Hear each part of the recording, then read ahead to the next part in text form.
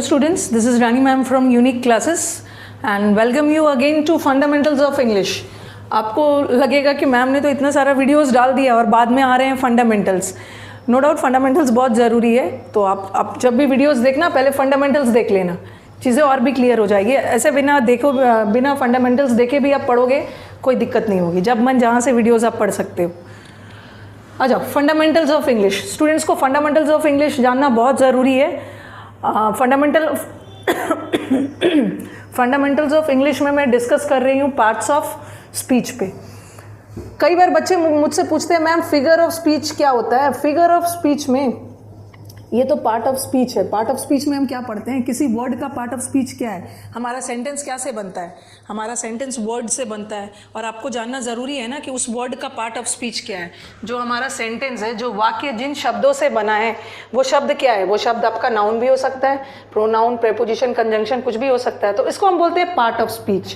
Part of speech मतलब जो आप बोलते हो उसमें जिस वर्ड को यूज़ किया है, अब देखना है कि वो वर्ड किसका काम कर रहा है, नाउन का, प्रोनाउन का, प्रेपोजिशन का, कंजंक्शन का. एक होता है figure of speech. Figure of speech या फिगरेटिव स्पीच, इससे हम सेंटेंस को सजाते हैं. ठीक है, इंग्लिश को सजा रहे हैं, सेंटेंस को सजा रहे हैं किस लिए, क्योंकि हमारे सेंटेंस को और भी इफेक्टिव, असरदार, पावरफुल बनाने के लिए हम फिगर ऑफ स्पीच का यूज़ करते हैं. और वैसे तो बहुत सारे फिगर ऑफ स्पीच है. एक वीडियो तो मैंने डाला हुआ है, अभी बच्चों के डिमांड जा रहे हैं, और भी वीडियोस मिल जाएंगे. मेटाफोर, सिमिली, ठीक है, ऑक्सीमोरोन, एलिटरेशंस, बहुत सारी चीज़ें, एंटीथेसिस.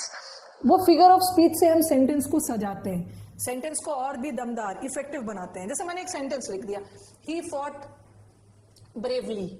ये सेंटेंस उतना असरदार नहीं लग रहा है, ठीक है, उसने बहुत बहादुरी पूर्वक फाइट किया. अभी मुझे अपने सेंटेंस को और भी पावरफुल बनाना है, और भी दमदार, असरदार, इफेक्टिव बनाना है. तो मैं ये भी बोल सकती हूँ ना, he fought like a lion.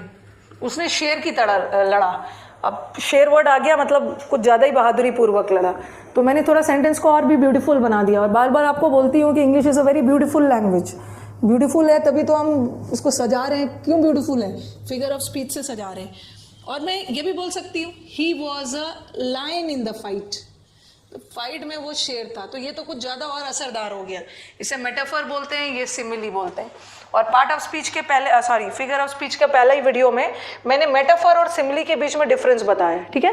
But यहाँ आज के सेशन में we won't do figure of speech, we will be doing parts of speech. और एक सिंगल वीडियो में it's not possible to cover all the 8 parts of speech, ठीक है. तो हम अलग अलग, जैसे पहला वीडियोस में 4 करेंगे, फिर वर्ब में तो थोड़ा ज़्यादा टाइम लगने वाला, फिर 3 करेंगे, फिर 1-2 कर लेंगे, कवर कर लेंगे, नो नीड टू वरी. तो आज हमारे पार्ट ऑफ स्पीच में 8 पार्ट ऑफ स्पीच है.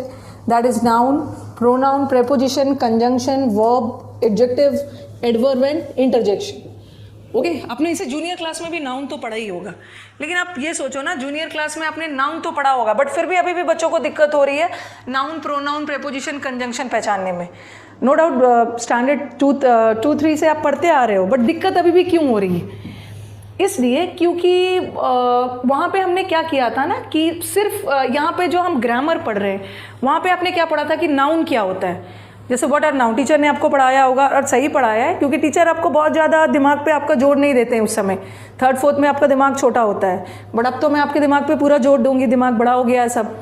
उस समय टीचर आपको नाउन पढ़ाते हैं, ठीक है, जैसी नेसेसिटी होती है वैसे उस अकॉर्डिंग टीचर पढ़ाते हैं. बट ये जो हमारा कॉम्पिटिटिव एग्जाम्स है ना, यहाँ पे हम फंक्शनल ग्रामर पढ़ते हैं, ठीक है. कॉन्सेप्चुअल वगैरह तो सब रहेगा ही, फंक्शनल ग्रामर. जैसे जूनियर क्लासेस में आपने पढ़ा होगा कि नाउन होता क्या है. Nouns are naming words. How many types of nouns are there? 5 types of nouns are there. वो सब पढ़ा होगा. सेंटेंस दे देते थे, उसमें वो वर्ड अंडरलाइन कर देंगे and then they'll tell you कि आइडेंटिफाई करो कि कौन सा वर्ड नाउन है और कौन सा नाउन का कौन सा टाइप है. बट यहाँ तो वो सब आने वाला नहीं है. यहाँ हम जो पढ़ रहे हैं that is functional grammar, objective grammar. Noun का ऑब्जेक्टिव, नाउन का उद्देश्य क्या है, नाउन का फंक्शन सेंटेंस में क्या होता है, नाउन का पोजिशन क्या होता है, प्रेपोजिशन का पोजिशन क्या है, वो सब हम पढ़ेंगे, ठीक है. डायरेक्ट मुद्दे पे अटैक करना है. एग्जाम एक ऑब्जेक्टिव अप्रोच से हमें पढ़ना है. अब आ जाओ, नाउन, प्रोनाउन, प्रेपोजिशन हमारे 8 पार्ट ऑफ स्पीच है, बट आज मैं सारा डील नहीं करूंगी. आज मैं आपके साथ 4 डील करूंगी. हाउ टू आइडेंटिफाई, कैसे आइडेंटिफाई करेंगे कि कौन सा वर्ड नाउन है, कौन सा वर्ड प्रेपोजिशन, कौन सा वर्ड प्रेपोजिशन है, कौन सा वर्ड प्रोनाउन है, कौन सा वर्ड कंजंक्शन है, इसको हम बाद में करेंगे, इसलिए अभी मैं इसके बारे में कुछ चर्चा भी नहीं करूँगी। हम इसको करते हैं, आज हम करते हैं नाउन, प्रोनाउन, प्रेपोजिशन और conjunction. How to identify what is the function of noun, noun किसका काम करता है, ठीक है। चलो इसको देखते हैं हम। पहले हम नाउन प्रोनाउन को डील करते हैं, कंपैरिजन में पढ़ोगे।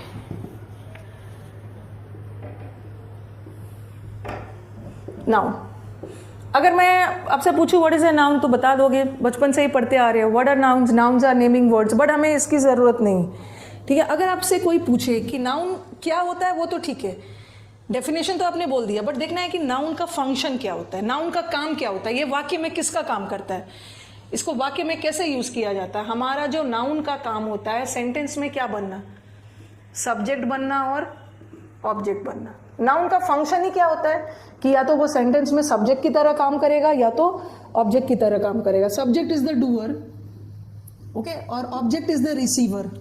आई will tell you what is the difference between doer and receiver. चलो इंग्लिश तो थोड़ा किया, हिंदी भी चलते हैं। सब्जेक्ट इज द कर्ता, जिसके बारे में बात कही गई है या कोई काम कर रहा है वो करता है, एंड ऑब्जेक्ट इज द कर्म।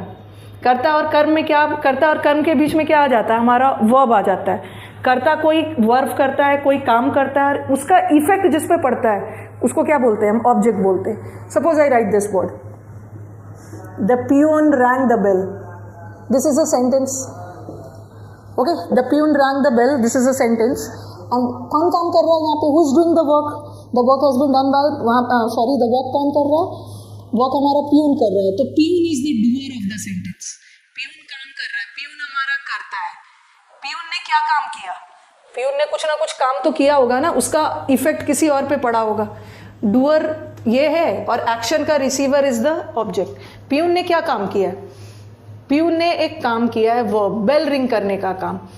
बेल तो पियून ने रिंग किया, बट उसका इफेक्ट किस पे जाके पड़ा, उसका इफेक्ट बेल पे जाके पड़ा, तो bell is the receiver of the sentence. Receiver मतलब काम कोई और करता है, क्रिया कोई और हो रही है, और उस क्रिया, जो क्रिया हो रही है वो वर्ब है, और जो क्रिया को रिसीव कर रहा है, क्रिया का प्रभाव जिस पे पड़ रहा है, the effect of the verb falls on the receiver, so this is the receiver. And doer in other word is known as subject, और receiver on the other word is known as object. तो कोई आपसे, and what is peon, this peon is noun, और bell भी क्या है, noun, bell is also noun. तो क्या क्लियर हुआ कि किसी भी वर्ड को नाउन बनने के लिए क्या होना है, हमारा जो नाउन है या तो वो सेंटेंस का सब्जेक्ट बनेगा या तो वो सेंटेंस का ऑब्जेक्ट बनेगा। Noun can act as a subject as well as an object. अब इसी से रिलेट करते हैं हम प्रोनाउन को।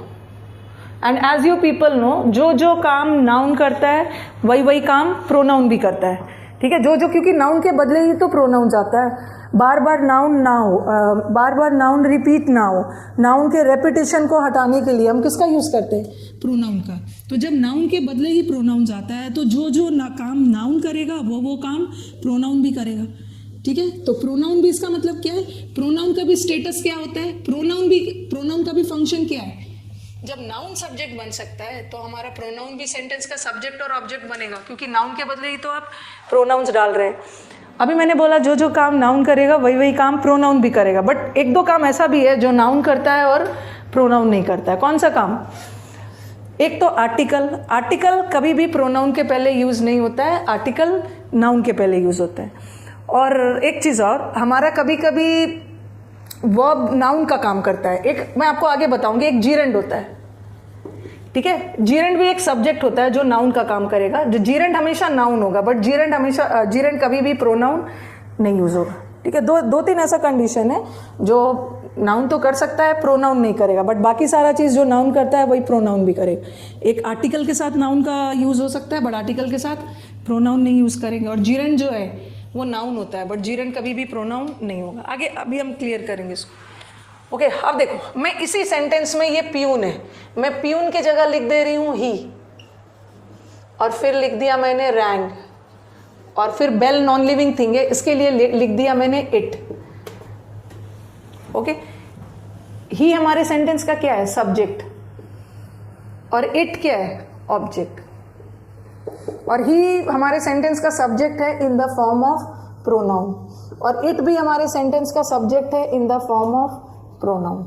देखो जो काम नाउन ने किया सब्जेक्ट बनने का और ऑब्जेक्ट बनने का, वही काम प्रोनाउन ने किया। प्रोनाउन भी सब्जेक्ट हो सकता है और प्रोनाउन भी ऑब्जेक्ट हो सकता है।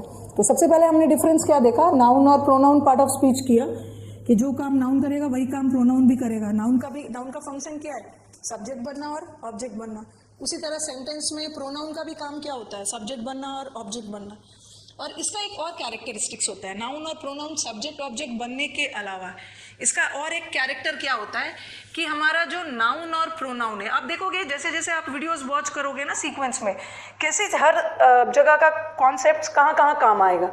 अभी तो मैंने नाउन प्रोनाउन बताया, इसका फंक्शन बताया कैसे यूज़ किया जाता है और इसका कैरेक्टरिस्टिक्स क्या है। नाउन का कैरेक्टरिस्टिक्स सब्जेक्ट और ऑब्जेक्ट तो होता है, और नाउन और प्रोनाउन का एक और काम होता है, इसके पास टेंडेंसी होती है सिंगुलर और प्लूरल बनने की। जैसे हमारे ग्रामर में 8 पार्ट ऑफ स्पीच मैंने लिखा था, तो 8 पार्ट ऑफ स्पीच में से बस 3 ही पार्ट ऑफ स्पीच सिंगुलर और प्लूरल बनता है। एक तो वर्ब बनता है, वर्ब का भी सिंगुलर और प्लूरल होता है, और एक नाउन का भी सिंगुलर प्लूरल होता है और प्रोनाउन का भी होता है। जब नाउन का सिंगुलर प्लूरल हो सकता है तो प्रोनाउन का भी हो सकता है।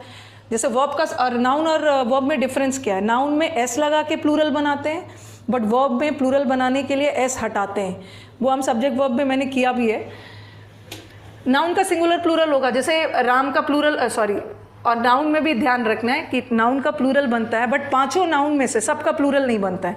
हमारे 5 टाइप्स ऑफ नाउन्स है ना, proper noun, common noun, abstract, ठीक है, collective noun, material noun. 5 noun में से प्लूरल सिर्फ 2 ही का बनता है, एक कलेक्टिव का और दूसरा कॉमन का। जैसे मैंने बॉय लिखा, बॉय का प्लूरल आपने बॉयज कर दिया, तो नाउन का सिंगुलर प्लूरल बनता है। उसी तरह प्रोनाउन का भी बनता है, ही का क्या बना दोगे, दे, आई का वी बना सकते हो, ठीक है, शी का भी दे बन गया। यू तो सिंगुलर प्लूरल दोनों होता है। तो नाउन और प्रोनाउन का एक और काम होता है, इसका कैरेक्टरिस्टिक सिंगुलर और प्लूरल बनना, ठीक है। पहले तो मैं पूरा आपको फंडामेंटल्स करवा दूंगी, उसके बाद I will give you certain sentences जहां पे आप आइडेंटिफाई करोगे, ठीक है, कहाँ नाउन है कहाँ वर्ब है। पहले तो कॉन्सेप्ट क्लियर कर लेना। आई थिंक आपको नाउन और प्रोनाउन का कॉन्सेप्ट क्लियर हो गया हो। Okay, now let us move to conjunction and preposition. और एक चीज़ और आपको ध्यान रखना है कि मैंने आपको बोला, थोड़ा सा जीरेंड इन्फिनेटिव वाला भी आप वीडियो देख सकते हो। मैंने आपको बोला कि किसी भी वर्ड को सब्जेक्ट बनने या ऑब्जेक्ट बनने के लिए क्या होना है, नाउन। नाउन हमारे सेंटेंस का सब्जेक्ट ऑब्जेक्ट बन सकता है। और थोड़ा वीडियोस देखना, हमारा सब्जेक्ट और ऑब्जेक्ट जीरेंड भी बन सकता है। जीरेंड भी सेंटेंस में सब्जेक्ट और ऑब्जेक्ट का काम कर सकता है। और एक पार्ट है इन्फिनेटिव, थोड़ा सा वीडियो देखोगे नॉन फाइनाइट वाला, ये भी हमारा नाउन बन सकता है, सॉरी ये भी सब्जेक्ट और ऑब्जेक्ट बन सकता है। क्यों? क्योंकि जीरेंड भी क्या है, जीरेंड भी वर्ब के आईएनजी फॉर्म में नाउन ही है।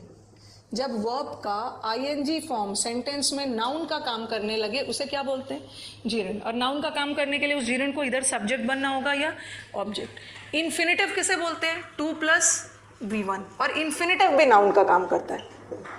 और नाउन क्या है, नाउन का कैरेक्टरिस्टिक्स क्या है कि नाउन हमारे सेंटेंस का सब्जेक्ट भी हो सकता है, ऑब्जेक्ट भी हो सकता है, ठीक है। तो ध्यान रखना है कि किसी भी वर्ड को सब्जेक्ट बनने के लिए क्या होना है, सब्जेक्ट या ऑब्जेक्ट होने के लिए नाउन। नाउन तो हमारा सब्जेक्ट ऑब्जेक्ट होगा ही, साथ में जीरेंड और इन्फिनेटिव भी सब्जेक्ट ऑब्जेक्ट हो सकता है, क्योंकि जीरेंड और इन्फिनेटिव भी तो नाउन का ही काम करता है। जैसे ये देखो, मैंने लिखा ही इंजॉयज स्विमिंग, और फिर लिखा मैंने swimming is good for health. इस सेंटेंस का सब्जेक्ट क्या है, इस नीचे वाले सेंटेंस का सब्जेक्ट है स्विमिंग, ठीक है। और यहाँ का हमारा जो ऑब्जेक्ट है वो भी है स्विमिंग। और ये स्विमिंग क्या है, हमारे सेंटेंस का सब्जेक्ट, लेकिन ये आईएनजी फॉर्म में है, तो ये क्या है, जीरेंड। तो जीरेंड भी सेंटेंस का सब्जेक्ट बन सकता है, क्योंकि जीरेंड भी तो नाउन ही होता है। जीरेंड भी हमारे सेंटेंस का ऑब्जेक्ट बन सकता है, क्योंकि जीरेंड भी नाउन ही होता है, बट डिफरेंस क्या है कि ये आईएनजी फॉर्म में। उसी तरह इन्फिनेटिव ले लो, ही लाइक्स टू स्विम,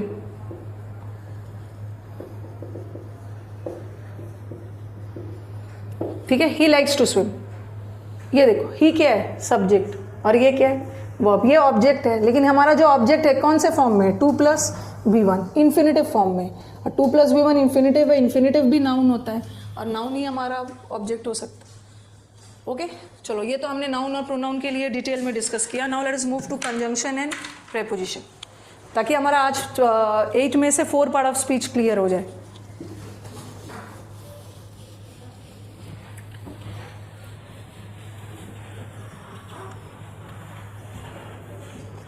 अब आ जाओ, इसको थोड़ा सा हम कंपैरिजन में पढ़ेंगे so that your task becomes easier. Preposition and conjunction, और प्रेपोजिशन का नाम ही है, इसको अगर तोड़ते हो ना तो ये क्या निकलता है, प्री प्लस पोजिशन। पोजिशन मतलब स्थान और प्री मतलब पहले, इसका मतलब है इसका स्थान पहले होता होगा, किसके पहले, नाउन या प्रोनाउन के पहले। तो prepositions are used, preposition is used, it is used before. इसका पोजिशन क्या होता है, नाउन और प्रोनाउन से पहले। ठीक है, जो हमारा प्रेपोजिशन का पोजीशन है या तो वो नाउन से पहले होगा, या तो प्रेपोजिशन को आइडेंटिफाई करना थोड़ा कुछ हद तक इजी हो गया, वो नाउन और प्रोनाउन के पहले आ गया। जैसे मैंने अभी आपको लाइक बताया था, लाइक मी के पहले आया था, मी प्रोनाउन था, तो हमारा लाइक क्या हो गया, प्रेपोजिशन हो गया। और चलो, ये तो मैं पोजीशन बताया। और एग्जैक्टली प्रेपोजिशन होता क्या है, prepositions are relating words. Preposition relating words है, जैसे हम हिंदी में संबंध सूचक बोलते हैं, और ये तो संयोजक है। Conjunctions are joining words, join करता है। इफ समबडी आस्क्स यू कि बेसिक डिफरेंस प्रेपोजिशन और कंजंक्शन में क्या है, प्रेपोजिशन वर्ड्स को रिलेट करता है, रिलेटिंग वर्ड्स है, और कंजंक्शन ज्वाइन करता है। अब आपके दिमाग में आएगा, इसको हम संयोजक बोलते हैं। जंक्शन, जंक्शन का मतलब ही होता है जोड़ना, ज्वाइनिंग वर्ड्स है, तो ये किसको ज्वाइन करता होगा, ये भी दिमाग में आ रहा होगा। कंजंक्शन सबसे वफादार टॉपिक है, वर्ड को वर्ड से जोड़ेगा, फ्रेज को फ्रेज से जोड़ेगा, क्लॉज को क्लॉज से जोड़ेगा, सेंटेंस को सेंटेंस से जोड़ेगा। एक वीडियोस में अभी मैं बताने लगूँ तो बहुत टाइम निकल जाएगा, एक वीडियो में मैं आपको क्लियर करूंगी डिटेल में, अभी तो बस ऊपर ऊपर बता दे रही हूँ।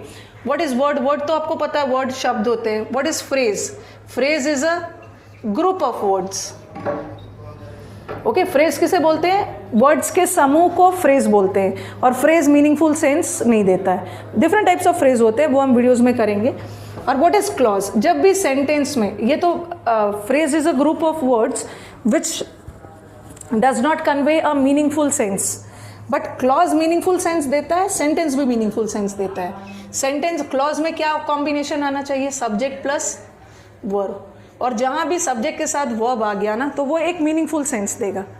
और क्लॉज भी क्या देता है, सेंटेंस में भी सब्जेक्ट प्लस वर्ब आता है।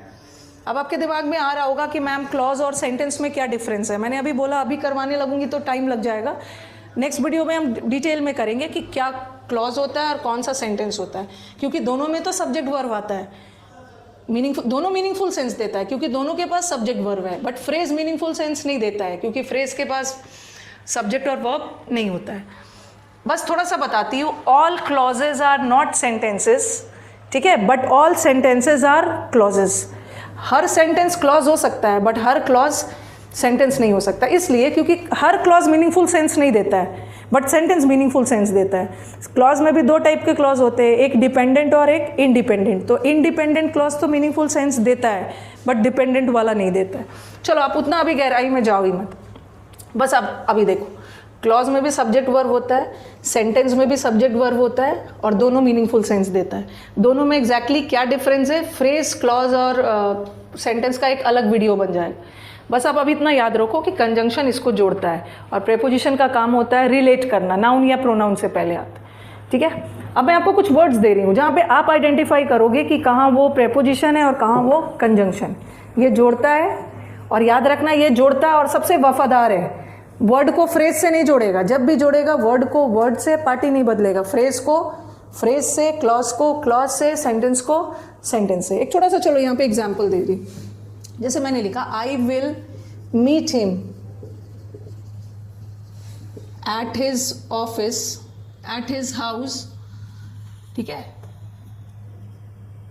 और एट हिज ऑफिस। अब देखो, मैंने बोला कि मैं उससे मिलूंगी, या तो उसके घर पे मिलूंगी या तो उसके ऑफिस में। ये जो एट हिज हाउस है ना, ये एक फ्रेज है, प्रेपोजिशनल फ्रेज। फ्रेज किसे बोलते हैं, phrase is a group of words. देखो मैंने लिख दिया एट हिज हाउस, मैंने ये बोल के छोड़ दिया तो आपको लगेगा ना ये क्या बोल रहे हैं मैम, एट हिज हाउस क्या, एट हिज हाउस में क्या, कुछ आगे पीछे आप नहीं बता रहे हो। तो ये एक फ्रेज है। Phrase is a group of words, words के समूह से बना, या वो 2 वर्ड हो या 2 से ज्यादा हो। और फ्रेज मीनिंगफुल सेंस नहीं देता है क्योंकि फ्रेज के पास ना तो सब्जेक्ट है ना तो वर्ब है। तो ये एक फ्रेज है एट हिज हाउस, और एक ये फ्रेज है एट हिज ऑफिस। और इन दोनों फ्रेज को कौन जोड़ रहा है? ये कंजंक्शन जोड़ रहा है। तो और क्या हो गया? कंजंक्शन। कंजंक्शन चीजों को जोड़ता है। अगर मैंने लिखा ही सेड, अभी मैं थोड़ा ऊपर ऊपर बता दे रही हूं, ही सेड दैट ही वुड कम। ऊपर ऊपर बोलते बोलते डीप में चली जा रही हूं मैं। ये देखो, he said that he would come. He क्या है? सब्जेक्ट। और सेड क्या है? वर्ब। सब्जेक्ट वर्ब, अभी मैंने बोला सब्जेक्ट वर्ब का कॉम्बिनेशन क्या बनाता है? क्लॉज। इसको हम हिंदी में उपवाक्य बोलते हैं। और ही वुड कम, ही क्या है? सब्जेक्ट, और ये भी एक क्लॉज है, सॉरी वर्ब है, ठीक है। और सब्जेक्ट और वर्ब मिलके क्या बनाया? क्लॉज। और इन दोनों क्लॉज को कौन जोड़ रहा है? उसने कहा था कि वो आएगा, इन दोनों क्लॉज को जोड़ रहा है दैट। तो दैट हमारा क्या हो गया? कंजंक्शन। तो देखो, conjunction same part of speech को जोड़ता है। बस मुझे आपको यहाँ पे बताना था कि कंजंक्शन बहुत वफादार होता है, पार्टी नहीं बदलता है। यहाँ पे कंजंक्शन ने फ्रेज को फ्रेज से जोड़ा, यहाँ पे कंजंक्शन ने क्लॉज को क्लॉज से जोड़ा, वैसे ही कंजंक्शन सेंटेंस को सेंटेंस से जोड़ेगा, ठीक है। चलो अभी मैं आपको कुछ सेंटेंसेस 3-4 दे रही हूँ जहाँ पे आप मुझे बताओगे कि कहाँ प्रेपोजिशन है और कहाँ कंजंक्शन। फिर हम नेक्स्ट वीडियोस में आपका कवर करेंगे और भी बहुत सारी चीज़ें। अभी तो मैं आपको प्रेपोजिशन और कंजंक्शन के बीच का डिफरेंस समझा रही हूँ, but later we will do the difference between preposition and adverb also. वहाँ भी दिक्कत आती है बच्चों।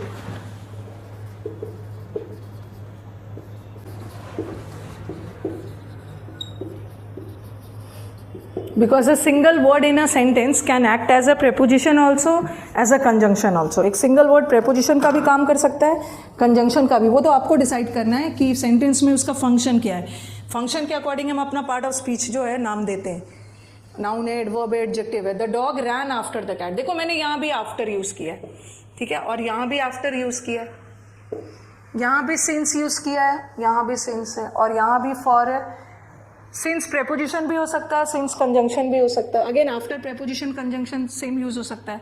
अभी तो मैंने आपको प्रेपोजिशन और कंजंक्शन के बीच का डिफरेंस बताया। होपफुली आप पता कर पाओगे कहाँ प्रेपोजिशन है और कहाँ कंजंक्शन है। देखो, the dog ran after the cat. ये आफ्टर किसके पहले लगा है? कैट के पहले। और कैट क्या है? नाउन है, और नाउन के पहले लग रहा है, तो ये क्या है? प्रेपोजिशन है। यहाँ का आफ्टर क्या है? प्रेपोजिशन, क्योंकि प्रेपोजिशन का पोजिशन ही होता है नाउन से पहले। और इसी नाउन या प्रोनाउन के बाद कोई वर्ब आ गया ना, तो वो तो क्लॉज बन जाएगा। ये देखो, he came after I had left. जब मैं जा चुका था उसके बाद वो आया। अब देखो यहाँ, ये ही क्या है? सब्जेक्ट। ये अकेला प्रेपोजिशन, जैसे मैंने बोला कि प्रेपोजिशन किसके साथ आता है? नाउन या प्रोनाउन के साथ। तो यहाँ तो प्रोनाउन है। आपके दिमाग में आएगा कि मैम यहाँ तो प्रोनाउन है, बट अकेला प्रोनाउन नहीं है ना, साथ में वर्ब भी तो है। और सब्जेक्ट और वर्ब मिलके क्या बना रहा है? सब्जेक्ट और वर्ब मिलके क्लॉज बना रहा है। और प्रेपोजिशन कभी भी क्लॉज को नहीं जोड़ता है, कंजंक्शन क्लॉज को जोड़ता है। तो यहाँ का आफ्टर किसका काम कर रहा है? यहाँ का after is acting as a conjunction. By. और अभी मैंने बोला कंजंक्शन पार्टी नहीं बदलता है, तो कंजंक्शन जोड़ रहा है। ही क्या है? सब्जेक्ट। केम क्या है? क्लॉज। सॉरी, केम क्या है? वर्ब। और सब्जेक्ट और वर्ब मिलके क्या बनाता है? क्लॉज। यहाँ एक क्लॉज है, यहाँ एक क्लॉज है, और ये दोनों क्लॉज को कौन जोड़ा है? आफ्टर। तो यहाँ का आफ्टर कंजंक्शन है, but after over here was acting as a noun के पहले यूज है preposition. I have not met him since January. मैं उससे जनवरी से नहीं मिला। अब देखो पोजीशन, देखो वर्ड के पोजीशन से भी डिसाइड कर सकते हो कि वो है क्या। जनवरी हमारा नाउन है, और नाउन के पहले इसका पोजीशन है, इसका मतलब ये क्या है? प्रेपोजिशन। अब यहाँ पे यहाँ का सिंस प्रेपोजिशन। नेक्स्ट देखो, I have not met him since he left. जब से वो गया तब से मैं उससे नहीं मिला। यहाँ देखो सिंस, ये क्या हमारा? ही सब्जेक्ट है और लेफ्ट वर्ब है। और जब सब्जेक्ट वर्ब का कॉम्बिनेशन आए, दैट इज अ क्लॉज। और क्लॉज के साथ क्लॉज और क्लॉज को जोड़ने का काम कंजंक्शन करेगा। तो since over here is acting as a preposition. In the next sentence since over here is acting as a conjunction. Again he died for his country, अपने कंट्री के लिए डाइड हो गया। हिज कंट्री, यहाँ का सब ये हिज नहीं देखेंगे, कंट्री देखेंगे, ठीक है। कंट्री, वो हिज के लिए नहीं मरा, कंट्री के लिए, और कंट्री नाउन है और नाउन के पहले लगा है, इसका मतलब है preposition. He could not come for he was ill, हम फॉर से रीज़न भी बताते हैं, चूँकि वो नहीं आया क्योंकि वो बीमार, ठीक है। फॉर से हम रीज़न भी बताते हैं। ही सब्जेक्ट है और ये वर्ब है, और सब्जेक्ट वर्ब मिल के क्या बना रहा है, क्लॉज, और क्लॉज को क्लॉज, ही यहाँ भी ही सब्जेक्ट है, कुड नॉट कम वर्ब है, सब्जेक्ट वर्ब का कॉम्बिनेशन आया क्लॉज, क्लॉज ने क्लॉज को जोड़ा, वेयर इज कंजंक्शन। ओके, तो I have tried my best कि आपको फंडामेंटल्स में क्लियर कर दूँ वर्ड का part of speech, so that आगे आपको दिक्कत नहीं हो।